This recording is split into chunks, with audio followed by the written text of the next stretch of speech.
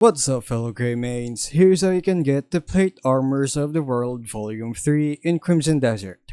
Make sure to have a key and a mask ready to get this item, which you can buy from the back alley shop. If you're after the plate armor recipes, especially the Fluttering Radiance plate gloves for Damien, then you might want to know where to get this third volume.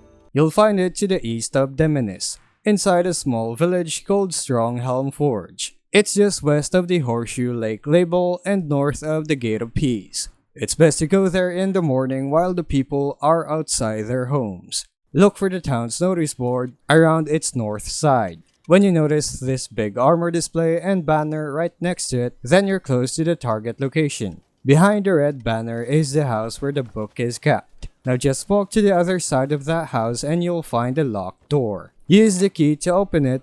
Go inside, and at the end of the room to the right is a table where you'll find the book. Equip your mask, take the book, and either bail out or wait until the crime meter goes down. When the coast is clear, read the book to obtain the armor recipes, and go to any smithy to have them crafted.